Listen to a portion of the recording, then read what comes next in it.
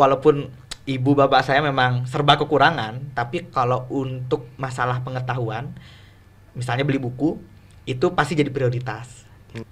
Arya yang sekarang ini kayaknya dibentuk oleh kegemaran saya dalam membaca buku gitu, Bli. Tapi saya selalu bilang, walaupun banyak kurangnya daripada lebihnya, tapi itu privilege lah buat kita. Apalagi kita hidup di desa, saya benar-benar hidup dan bisa melanjutkan pendidikan itu bergantung pada beasiswa. Ketika saya dapat juara, menang kompetisi apapun, mereka nggak akan peduli. Yang mereka pedulikan adalah ketika saya kalah, ketika saya nggak dapat juara, saya jatuh dan sedih. Nah, di situ tuh baru mereka ada. Dukungan paling optimal dari orang tua itu adalah ketika memberikan kebebasan bagi anaknya untuk berkembang. Perjuangan itu akan semakin terasa optimal ketika misalnya kita menjadi minoritas pada suatu ekosistem. Oh, ternyata tokoh-tokoh dunia misalnya kayak Machiavelli, terus Oppenheimer, itu bacanya tuh Bhagavad Gita, bacanya tuh Weda, bacanya tuh Sarasa Muscaya gitu. Ini kita anak-anak muda Hindu nyentuh kitab aja tuh nggak pernah gitu, Beli. Situ baru saya ketika di luar Bali tuh baru tuh saya mulai belajar kayak gitu-gitu.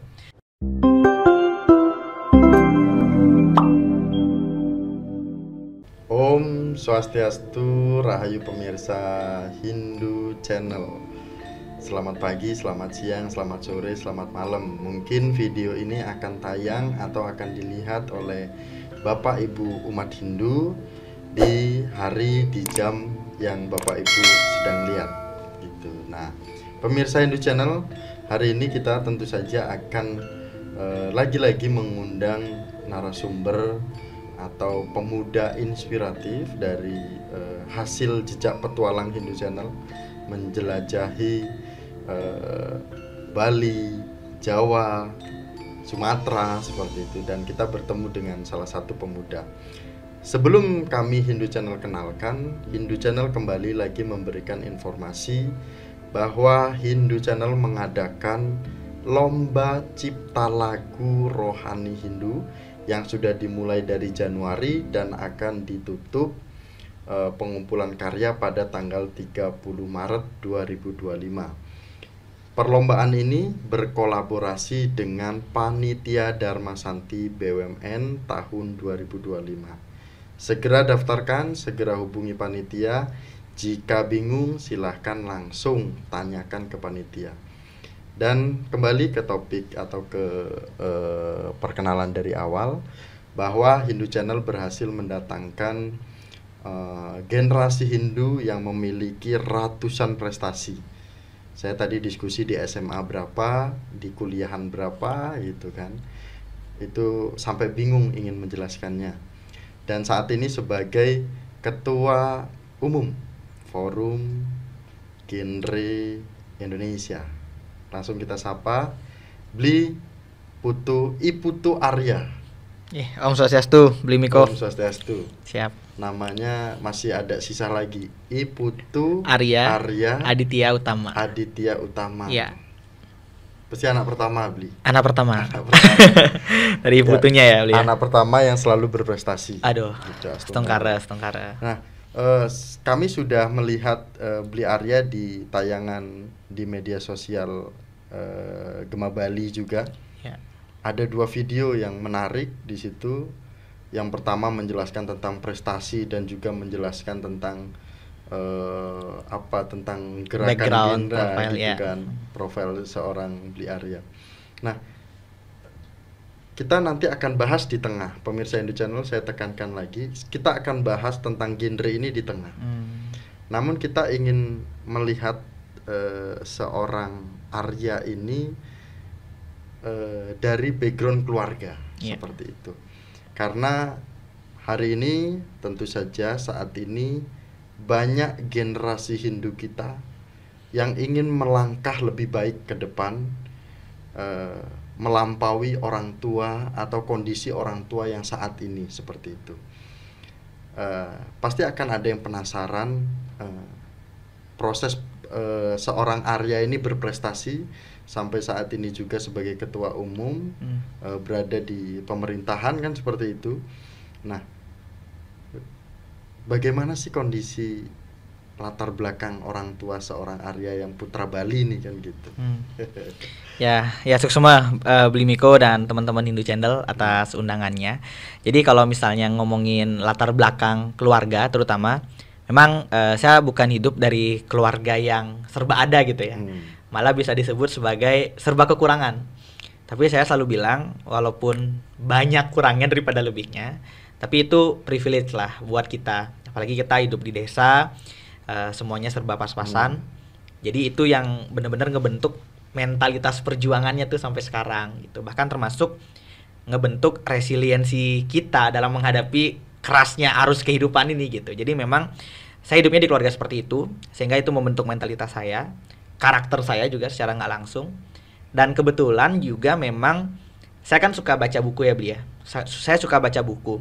Mungkin momentumnya itu adalah ketika dulu pada saat saya kecil, memang saya sering menonton film-film kartun yang dimana membaca itu menjadi suatu lifestyle. Kalau Beli tahu Rudi Kaputi itu ya, walaupun memang bercandaan tapi ada membacanya gitu. Jadi di situ ketika saya pengen beli bukunya, pengen beli komiknya, komik SpongeBob, terus komik Rudi Kaputi. Nah itu walaupun ibu bapak saya memang serba kekurangan, tapi kalau untuk masalah pengetahuan, misalnya beli buku, itu pasti jadi prioritas. Gitu. Jadi memang walaupun nggak bisa makan nih, nggak apa-apa, yang penting bisa beli buku gitu. Jadi dari kecil tuh habitnya kebangun, dan saya sangat amat menyadari bahwa Arya yang sekarang ini kayaknya dibentuk oleh kegemaran saya dalam membaca buku gitu Beli. Kegemaran membaca buku pada akhirnya yang ngebentuk habit kita dalam belajar, dalam memproses informasi, dan dalam bagaimana kita menjalani hidup gitu. Itu tuh banyak tuh dari buku. Ya mulai dari saya baca tuh dari buku karena memang orang tua menyuguhkan terus ya buku-buku kartun, awalnya komik-komik, terus mulailah tuh saya baca buku-buku sejarah, terus baca-baca buku self development ya, sampai kuliah bukunya tuh mulai liar lah, mulai luas gitu. Gitu kalau dari sisi keluarga. Dan menariknya memang saya merasa ya Beli ya, walaupun saya yakin betul orang tua saya itu mungkin ya kala itu gak belajar parenting, asumsi saya ya, semoga saya salah, bapak ibu kayaknya gak belajar parenting, tapi ada satu momen di mana orang tua saya, ketika orang-orang tua lain meminta anaknya untuk diem di rumah dan terus belajar, orang tua saya kebalikannya Beli. Nah, saya ingat banget tuh waktu itu ibu saya bilang, kamu jangan di rumah aja, kesana kamu nongkrong sama teman-teman di luar gitu, jangan belajar aja di rumah. Nah kala itu saya cukup denial gitu, ini orang tua saya nih kenapa gitu, kok anak-anak lain itu belajar orang tuanya seneng, ini orang tua saya belajar malah disuruh nongkrong sama anak-anak yang lain gitu. Saya baru menyadarinya ketika saya udah dewasa. Saya beruntung ketika orang tua saya benar-benar tahu kapan porsinya saya harus belajar, kapan porsinya saya harus bersosial. Mungkin kalau nggak ada kata-kata itu dari orang tua saya, mungkin saya nggak yang bisa ikut gerakan sosial seperti sekarang yang bisa melahirkan Arya dengan karakter seperti ini gitu. Pasti akan lebih banyak di rumahnya belajarnya, baca bukunya gitu, yang pada akhirnya nggak mengetahui kehidupan sosial bermasyarakat itu seperti apa gitu. Jadi di situ juga menjadi pinpoint di mana seorang Arya ini dibentuk gitu. Makanya saya bilang walaupun saya terlahir dari keluarga yang serba kekurangan, tapi lebihnya ini kayak prioritas pada pendidikan, terus bagaimana bapak ibu saya mendidik saya, itu yang benar-benar membentuk Arya yang mungkin seperti sekarang dikenal Beli Miko dan teman-teman gitu. Nah, artinya bahwa pola asuh setiap manusia atau pola asuh setiap orang tua itu pasti akan berbeda-beda. Betul. Beli. Namun tidak semua pemuda atau sebagai anak atau sebagai putri atau sebagai putra itu bisa menangkap apa sih yang dimaksud dari orang tua kita saat ini. Nah, pola didik yang Beli lihat pada masa itu sehingga menghasilkan Beli sampai saat ini memiliki segudang prestasi dan berprestasi secara internasional, ini kan istimewa sekali. Beli melihatnya, ini kita lagi kembali ke masa Beli dididik dari orang tua. Seberapa tidak mampunya, sehingga seberapa tidak mampunya dan pola didik seperti apa yang Beli itu tidak rasakan dengan Beli melihat orang lain. Yang lain itu boleh belajar, saya kok nggak boleh belajar. Pola didik yang seperti apa yang dimaksud lebih konkret ke dalamnya? Tadi pertanyaan yang pertama ya Beli ya, maksudnya seberapa kurangnya nih dari sisi pendidikan gitu. Seberapa kurangnya mungkin teman-teman bisa membayangkan saya benar-benar hidup dan bisa melanjutkan pendidikan itu bergantung pada beasiswa. Ya teman-teman bisa membayangkan lah ya seberapa fightingnya dan strugglingnya tuh saya dalam melanjutkan pendidikan gitu. Terus yang kedua terkait dengan pola didik, mungkin satu hal yang terjadi pada orang lain tapi nggak terjadi pada saya itu adalah, contoh misalnya kan saya dari SD itu Beli, atau bahkan TK, dari SD itu saya selalu juara satu tuh, bahkan sampai SMP ya SMA lah baru mulai dapat saingan yang cukup kompetitif gitu. Nah perbedaannya adalah saya ngelihat kok orang tua lain ketika anaknya juara satu itu happy-nya tuh minta ampun banget gitu, bahkan sampai dibuat acara dan lain sebagainya.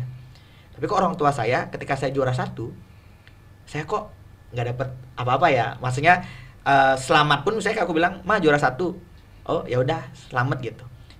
Di situ saya ngira bahwa loh kok saya nggak dapet apa yang orang tua lain lakukan, tapi ternyata apa yang ibu dan bapak saya lakukan itu Beli ada nilai lebihnya. Nilai lebihnya adalah saya baru menyadari ketika saya dapet juara, menang kompetisi apapun, mereka nggak akan peduli.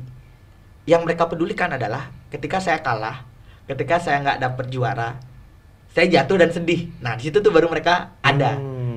Jadi saya tuh baru nyadarinya sekarang, oh ternyata didikan ini luar biasa ya. Dan bahkan Beli, asal Beli tahu, saya tuh hidup tidak dengan ekspektasi besar dari orang tua saya. Saya hidup benar-benar untuk diri saya sendiri gitu. Ibaratnya orang tua saya selalu bilang, kamu mau jadi apa, bapak ibu pasti support. Padahal di kondisi itu kan seharusnya orang tua saya yang serba kekurangan pasti kan minta, ayo dong cepet kerja. Ini enggak, tapi benar-benar ngedorong apapun yang kamu pengen lakukanlah gitu. Dan di situ saya merasa mungkin ya Beli ya, ketika misalnya anak-anak muda lain dibebankan dengan ekspektasi ya, kita selalu mendengar itu ya, Gen Z itu dibebankan oleh ekspektasi orang tua gitu misalnya. Nah saya bersyukur saya nggak dibebankan ekspektasi itu, dan ternyata hal itu saya sadari ketika perilaku tadi. Jadinya saya nggak menyesali ketika saya dapat juara, ibu saya itu membuatkan acara atau bapak saya misalnya memberikan hadiah, itu pada akhirnya saya nggak menyesalinya gitu. Saya malah mensyukuri ketika saya jatuh, ketika saya sedih, orang tua saya di situ baru ada kehadirannya gitu. Jadi nggak ada ekspektasi tuh saya dalam menjalani hidup. Makanya benar-benar enjoy, dan menurut saya dukungan paling optimal dari orang tua itu adalah ketika memberikan kebebasan bagi anaknya untuk berkembang gitu. Itu sih poinnya. Saya ada momen-momen yang berbeda nih Beli. Okay. Di sisi lain Beli boleh tersenyum dan tertawa. Dari ekspresi Beli saya tidak bisa membayangkan pada saat masa kecil yang tidak bisa diapresiasi. Saya tidak yakin kalau Beli adalah orang yang paling bahagia hari ini. Ketika Beli berada di posisi dengan umur sekarang itu sekitar baru 22. Baru 22 tahun sudah menjadi ketua umum dan juga berada di kementerian, di staf khusus. Ya, timnya staf khusus. Timnya staf khusus. Kependudukan ya. Di Kementerian Pemuda secara struktural, non struktural banyak membantu di Kementerian Kependudukan. Sebenarnya Beli benar-benar bahagia atau menutupi kesedihan nih? Jujur dari penjelasan tadi iya. Seolah-olah banyak nih yang ketika berprestasi mendapatkan apresiasi dari orang tua. Ketika saya bahagia mendapatkan juara satu, ketika saya pulang ke orang tua saya biasa saja, dengan latar belakang orang tua yang dikatakan tidak mampu seperti itu. Saya teringat sama bukunya Seneca Beli. Jadi Seneca ini adalah seorang filsuf yang banyak ngomongin tentang stoikisme. Saya percaya bahwa yang seperti Seneca bilang, kebahagiaan itu bukanlah tujuan hidup. Ketika kamu menjadikan kebahagiaan tujuan hidup, kamu akan menjadi manusia paling sengsara di dunia, dia bilang gitu. Seneca bilang, tujuan hidup itu adalah ketika kamu memiliki makna. Dan saya merasa, saya menemukan makna saya seperti apa, saya merasa hidup saya bermakna, itu ketika proses yang orang tua saya ajarkan kepada saya. Jadi, yang tadi saya bilang, ketiadaan ekspektasi, pemberian kebebasan saya untuk berkembang, pada akhirnya saya menemukan passion saya tuh di mana. Saya menemukan pada akhirnya, oh ternyata saya bermakna itu ketika seperti apa dan ketika ngapain gitu. Nah, dari hal itu, kebahagiaan itu menyertai aja gitu, Bli. Jadi makanya kalau ditanya apakah saya berharga, saya bahagia, saya merasa kebahagiaan itu selalu menyertai itu. Karena semua hal yang saya lakukan, misalnya sekarang aktif di gerakan sosial, saya benar-benar disupport, misalnya untuk, saya jurusannya hubungan internasional, Bli. Tapi sekarang lebih banyak ngomongin kebijakan kepemudaan gitu.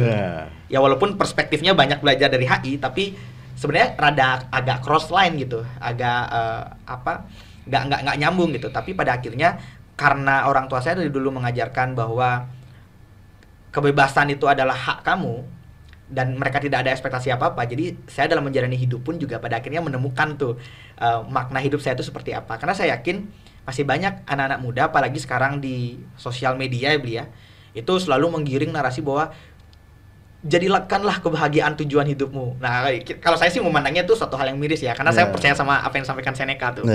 Gitu. Jadi kalau ditanya bahagia, bahagia banget sih, Bli, karena saya tahu pada akhirnya kapan saya punya makna dalam hidup gitu. Ini sebagai ketua umum genre Indonesia, orang yang selalu berprestasi, tapi kok malah bahas orang tua nih kan gitu. Nah, kita coba melihat konsep besar Bli masuk di genre Indonesia ini. Ada konsep besar apa nih di umur 22 tahun menjadi ketua umum seperti itu? Ya, jadi sebetulnya kalau berbicara tentang genre, Bli, sebetulnya tuh kenapa saya sampai sekarang itu ya, dari 2015 sebetulnya, Bli, saya aktif di genre itu dari 2015. Kenapa sampai sekarang masih di genre? Karena saya sangat suka dengan nilai yang diperjuangkan gitu. Sebetulnya kan visi genre ini adalah membantu anak-anak muda dalam merencanakan dan mempersiapkan masa depannya. Ya kita tahu outputnya sebenarnya secara lebih teknis adalah gimana caranya anak-anak muda ini, maksudnya di usia saya, di usia Bli Miko juga, ini ketika berkeluarga itu udah siap. Karena pada akhirnya kan genre ini ada di bawahnya BKKBN waktu itu, yang sekarang Kementerian Kependudukan dan Pembangunan Keluarga. Nah, dari nilai yang diperjuangkan, termasuk dari perspektif dalam melihat keluarga, itu yang membuat saya sampai sekarang tuh di genre. Makanya konsep besar genre sebenarnya muaranya itu adalah ngomongin kependudukan dan ngomongin keluarga. Nah, kenapa menarik, Bli? Nah, ini mungkin aku jelaskan agak sedikit teoritis ya, Bli. Aku tuh suka salah satu konsep atau teori lah kita nyebutnya, sosiolog dari Amerika, namanya Talcott Parsons. Dia punya teori fungsionalisme struktural. Jadi dengan teori itu dia melihat bahwa dalam kacamata sosiologi, keluarga itu adalah institusi sosial yang menjamin stabilitas masyarakat. Makanya kalau begini melihat, persoalan apapun yang menyangkut tentang isu keluarga, itu pasti sebenarnya memberikan sinyal apakah suatu negara itu sedang stabil, entah kondisi ekonomi, sosial, budaya, atau enggak gitu. Karena dia bilang bahwa keluarga inilah yang sebenarnya menjadi institusi di mana norma-norma, nilai-nilai dari masyarakat itu tersosialisasikan gitu. Sehingga pada akhirnya generasi-generasi yang tercipta sekarang, Arya yang sekarang Bli lihat, Bli Miko yang tiang lihat sekarang, itu sebenarnya adalah produk dari keluarga itu sendiri. Makanya dalam narasi yang lebih ekstrim, saya selalu bilang, keluarga itu adalah epicentrum of growth gitu. Jadi kunci sukses dari pembangunan nasional ya, pembangunan keluarga. Misalnya sekarang nih kita ngomongin tentang isu stunting, Bli. Ngomongin isu stunting, muaranya itu ya bukan di mana-mana, muaranya di keluarga. Ngomongin tentang isu kesehatan mental, muaranya di keluarga. Ngomongin tentang karakter, mentalitas, muaranya itu pasti dibentuk di keluarga gitu. Nah, dari perspektif itulah, Bli, saya tuh merasa wah, ini nilai yang diperjuangkan, kenapa organisasi genre ini ada, ini benar-benar bermanfaat nih bagi banyak anak-anak muda yang ada di Indonesia gitu. Indonesia. Dari situ beli awal mulanya. Ya pada akhirnya sampai sekarang lah konsisten, kita sudah hampir 10 tahun kali ya, 1 dekade ya, kita ngomongin tentang isu kependudukan dan pembangunan keluarga gitu. Jadi simply konsep besar yang dibawa genre ini adalah sesederhana kita membantu anak-anak muda atau kita nyebutnya remaja beli untuk merencanakan dan mempersiapkan kehidupan berkeluarganya. Intinya kita ngajarin mereka untuk berani bermimpi gitu. Ini lo di masa depan mau jadi apa? Nah di genre itu kita belajar itu. Biasanya di genre ini kegiatan-kegiatan yang mengumpulkan pemuda ini untuk mengarahkan pemuda atau mengarahkan generasi ini seperti apa? Pola mengarahkannya gitu. Yes, betul beli.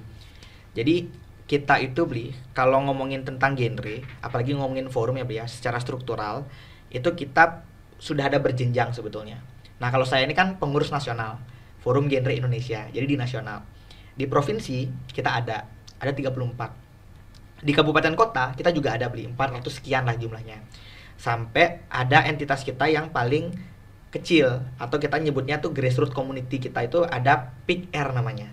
Pusat Informasi Konseling Remaja. Nah, itu tersebar tuh di SMP, SMA, kuliah dan di perguruan tinggi dan di masyarakat. Nah, saya tuh besarnya dan lahirnya tuh di PIK ini beli.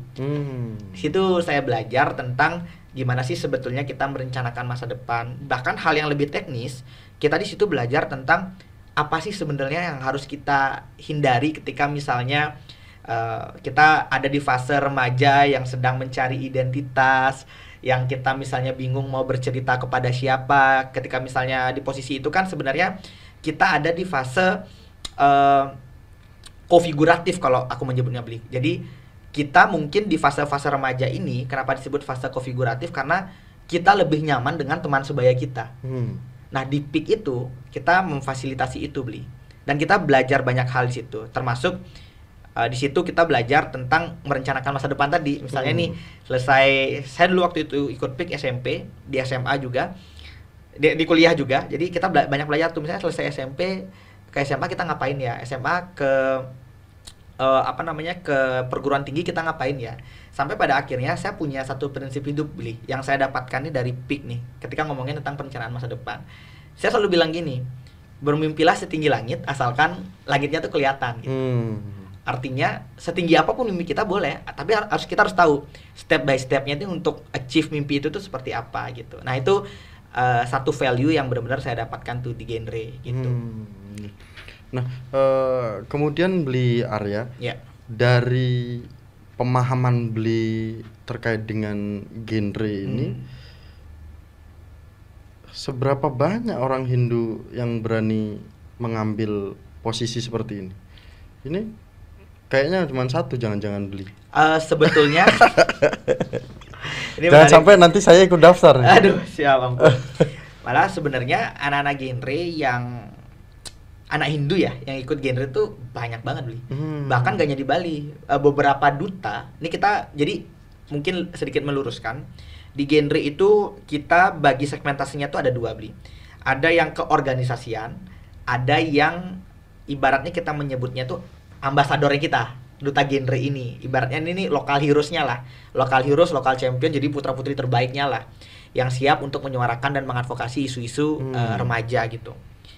Banyak orang-orang Hindu yang jadi duta genre, tapi duta genre provinsi lain, bukan duta genre. Misalnya kan kalau bayangan publik kan duta genre Hindu pasti dari Bali.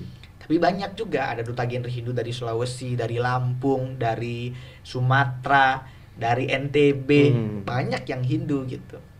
Nah, untuk menentukan duta genre atau menyebutnya sebagai duta genre ini harus seperti apa beli? Tolak ukurnya?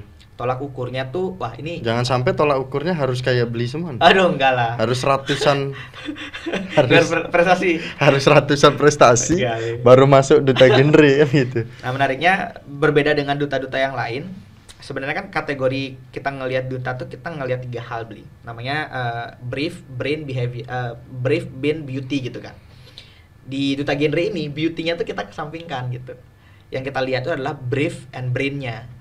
Jadi briefnya tuh kita tolak ukurnya adalah bagaimana teman-teman duta ini berkontribusi bagi masyarakat atau lingkungan sekitarnya. Kalau brainnya tuh ya kita lihat bagaimana ketika mereka berbicara, cara mengadvokasi, dan bagaimana ketika misalnya mereka menjadi teman curhat teman-teman sebayanya.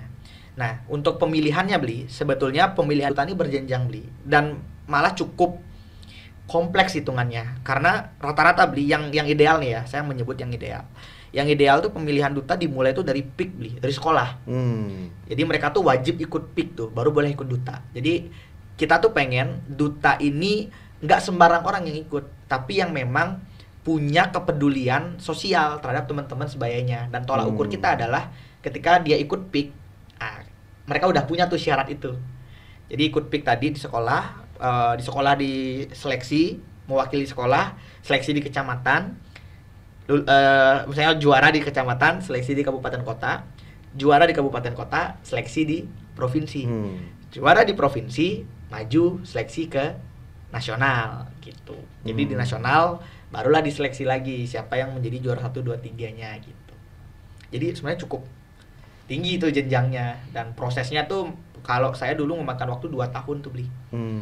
Sampai ibaratnya dinobatkan lah ya, diapresiasi atas apa yang sudah saya lakukan kala itu di Bali gitu.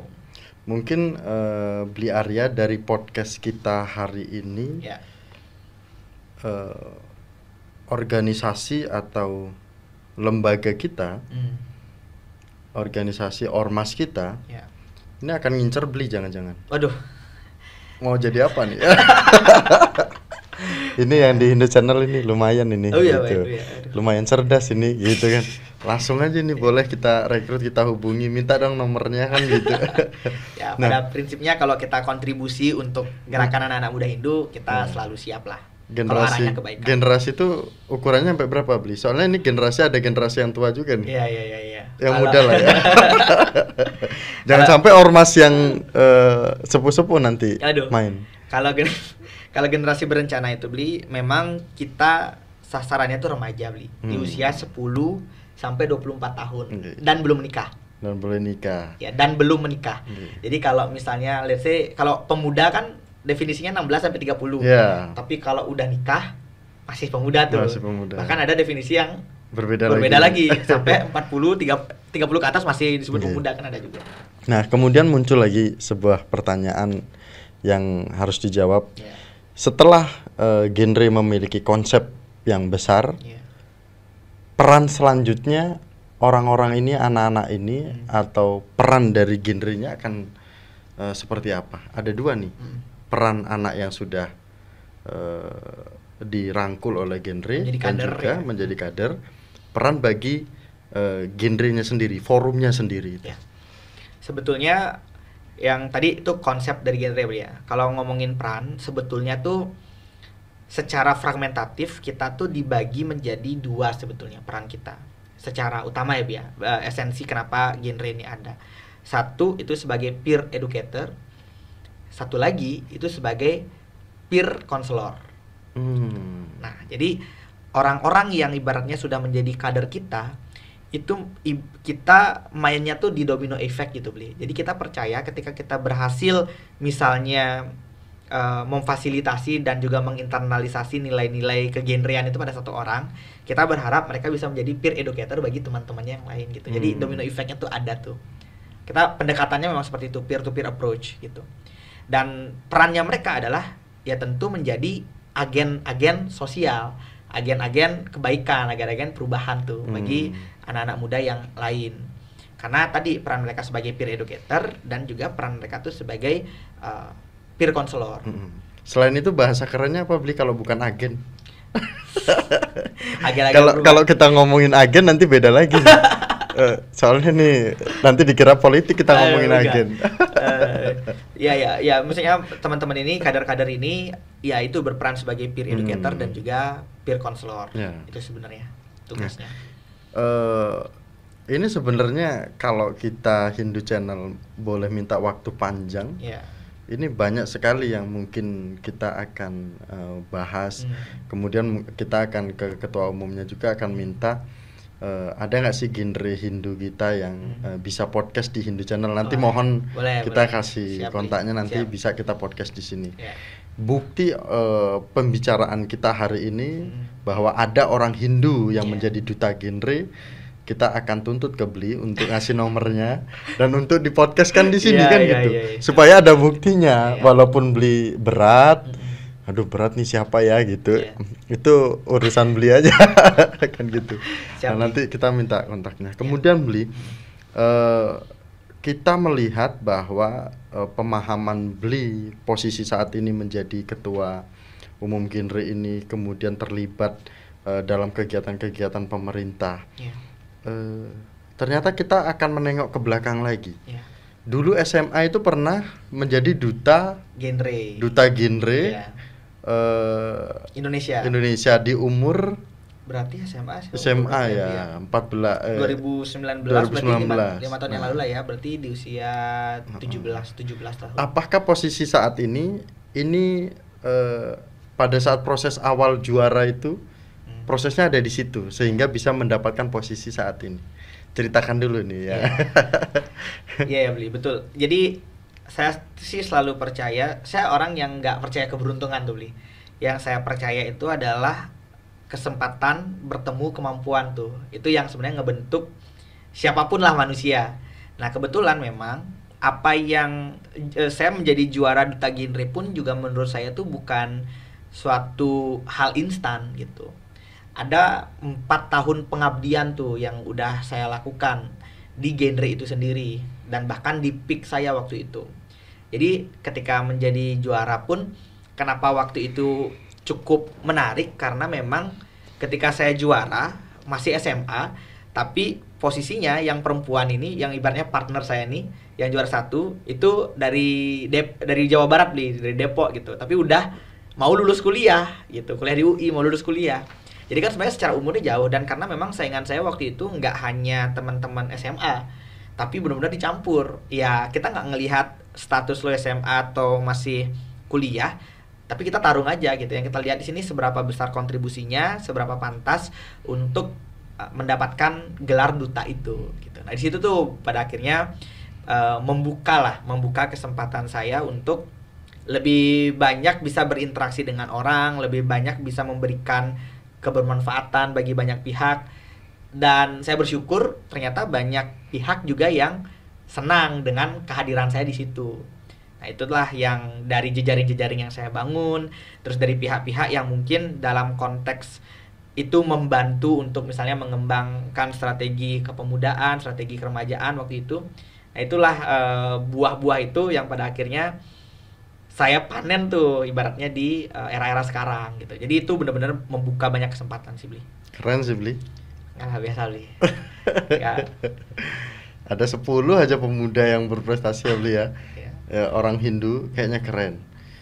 Beli 1, saya 2 gitu.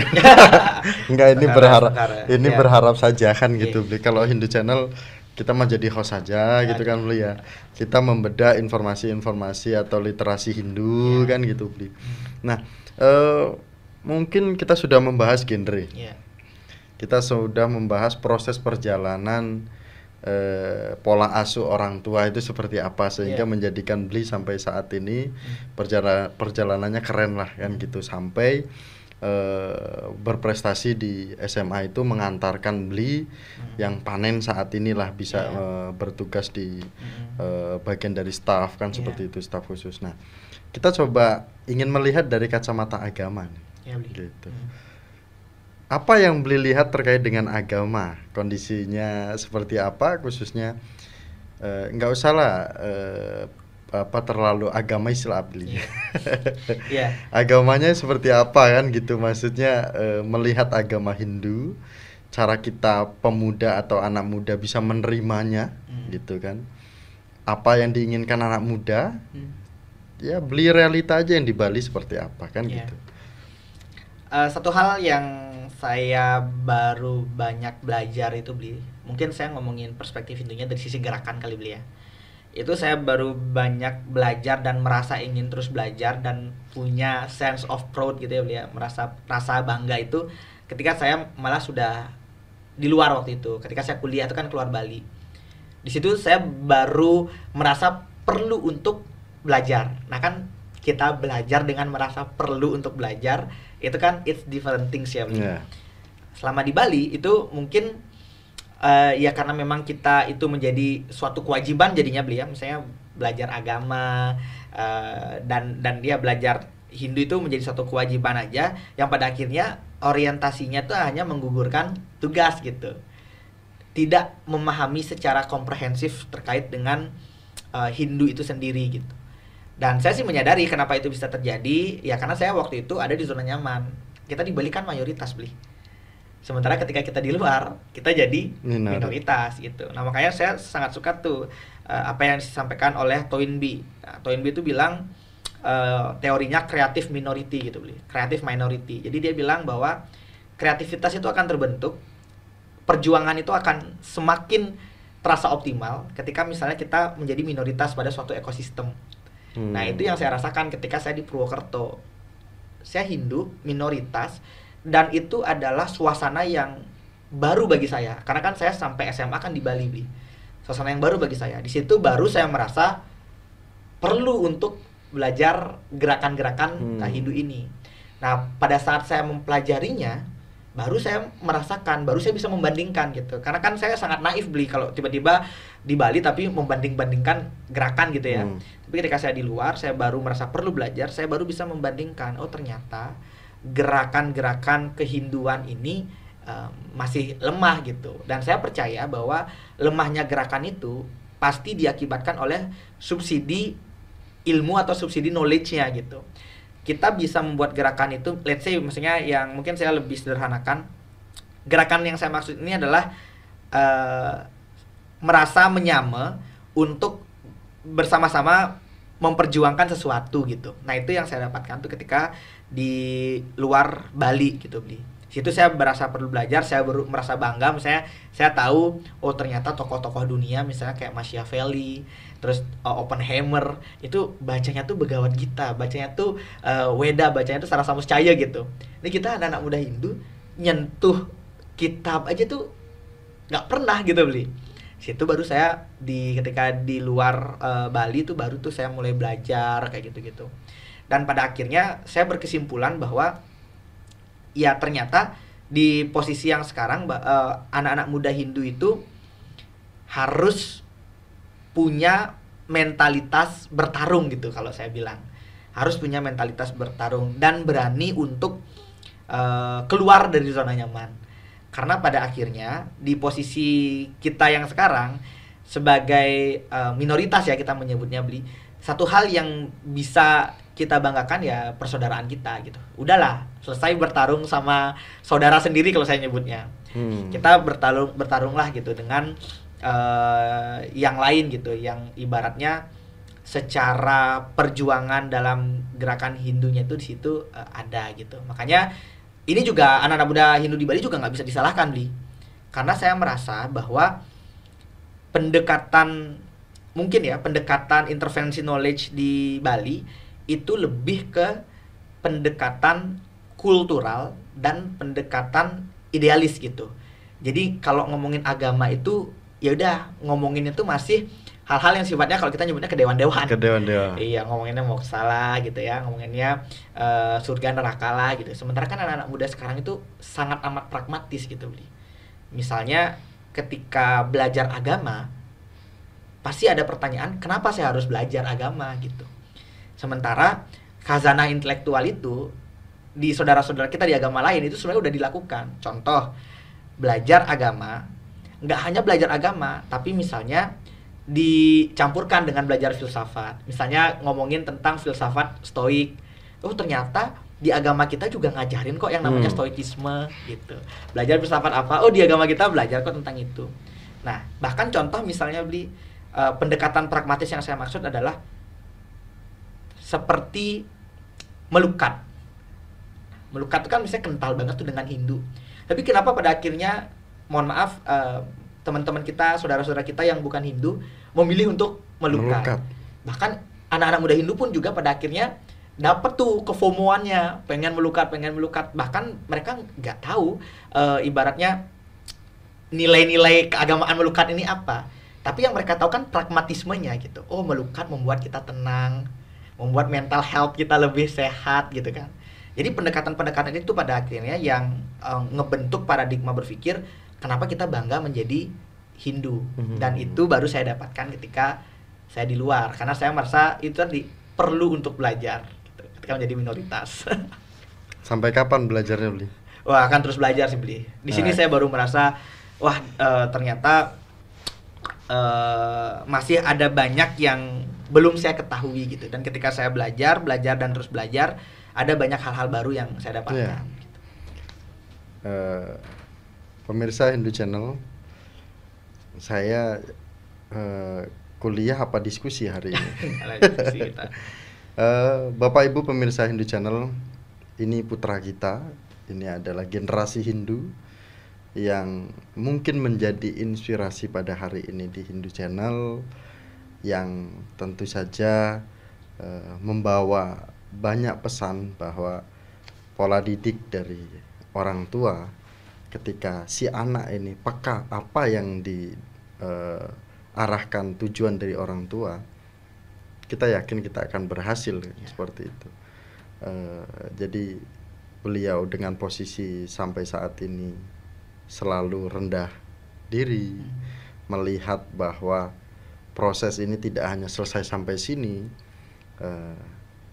Ini membuat pemuda Hindu mungkin hari ini menyaksikan Hindu Channel bisa menjadi bahan pertimbangan atau pengetahuan baru seperti itu. Nah, terakhir Bli, kita ingin bertanya, siapa yang sangat berperan dalam hidup Bli sampai saat ini? Monggo bisa disampaikan di Hindu Channel. Terutama kita ingin mendengar ucapan terima kasih ke orang tua, karena Bli sebagai generasi Hindu yang tentu saja kita mungkin adik-adik kita menyaksikan hari ini, bahwa ucapan terima kasih kita sampai saat ini tentu saja orang tua itu nggak ada nilainya gitu. Kita mau berikan apapun, kalau kita hanya memberikan tanpa mengucapkan syukur dan terima kasih, batin orang tua kita mungkin belum selesai. Seperti itu. Silakan Bli. Kalau saya, kalau terima kasih sih udah pasti ya, ke keluarga, orang tua, ibu, bapak, terus orang-orang terdekat ya, pacar gitu ya, teman-teman, sahabat, itu udah pasti tuh. Karena saya merasa bahwa tanpa ada ekosistem yang mendukung, kita nggak mungkin akan bisa se-growing up ini gitu Bli. Tapi yang mau saya sampaikan kepada teman-teman adalah mungkin satu hal yang mau saya ucapkan terima kasih itu sebetulnya, maksudnya ini di luar keluarga, teman terdekat ya Bli ya, di luar ekosistem saya itu adalah terima kasih itu kepada buku Bli. Kenapa kepada buku? Karena saya merasa bahwa ini mungkin nggak terlalu nggak lebay ya, karena saya merasa apa yang saya dapatkan sekarang itu semuanya tuh dari buku ya, tentu karena orang tua saya yang memang benar-benar support literasi gitu ya Bli ya, memang benar-benar memprioritaskan pendidikan saya, yang di situ pada akhirnya saya mengenal kenapa pada akhirnya membaca buku itu menjadi suatu hal yang menarik. Dan ini juga menjadi kegelisahan kita nih sebagai anak-anak muda, karena banyak yang mengira baca buku itu tujuannya bukan untuk membuat kita pinter. Baca buku itu tujuannya adalah untuk membentuk perspektif dan cara berpikir kita ketika melihat persoalan. Dan kenapa itu penting?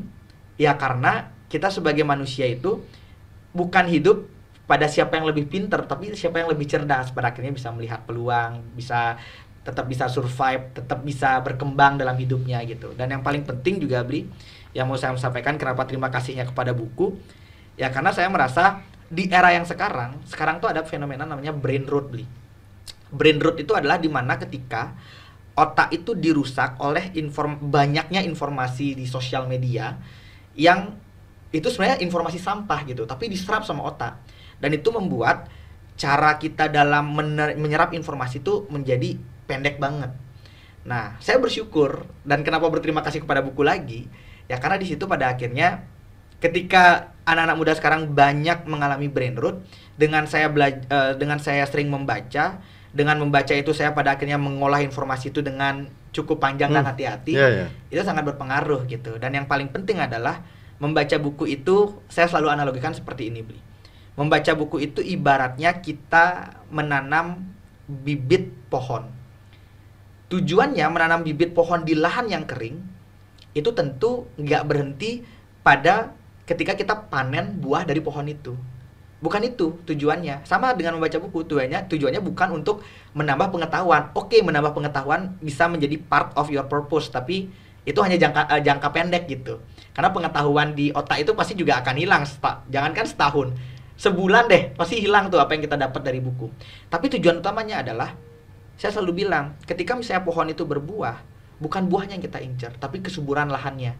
Karena pohon itu misalnya selesai berbuah, dia akan mati gitu. Tapi dengan bibit-bibit yang kita tanam di lahan itu akan menjadi subur. Nah, itulah otak kita sekarang gitu. Makanya selain orang tua, selain ibu, bapak, adik, pacar gitu ya, sahabat, yang saya mau bilang makasih kepada teman-teman semua adalah buku. Makanya teman-teman nih yang menjadi generasi muda Hindu, jangan merasa membaca buku itu menjadi suatu hal yang membebankan. Buku itu adalah kunci kesuksesan kalau menurut saya. Gitu, Bli. Keren. Ya. Astunggara kita bisa diskusi dengan Bli Arya, Ya. pemuda generasi Hindu yang sangat cerdas. Astunggara, Bli. Kok bisa secerdas ini ya, Bli? Enggak. Kita belajar banyak dari Bli Miko. Itu jauh lebih Nah, cerdas. pemirsa Hindu Channel tentu saja ini banyak kita menerima pemahaman baru. Ada generasi Hindu yang di sisi lain mengucapkan terima kasih kepada keluarga, lingkungan, guru. Juga kita tidak lupa berterima kasih pada buku. Buku. Pengetahuan yang membuat kita saat ini lebih baik lagi.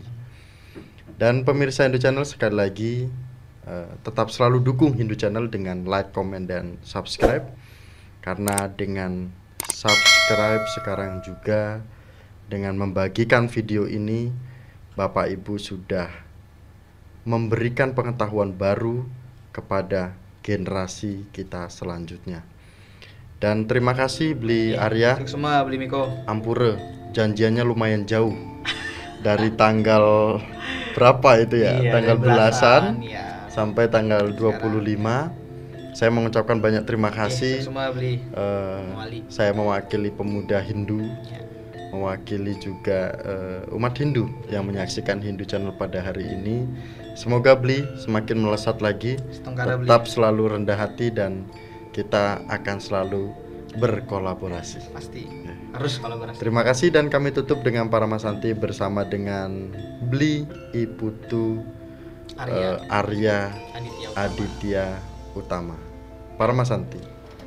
Om Santi Santi Santi Om. Suksema Bli Suksema, Ye Bli Rahayu. Miko. Sehat.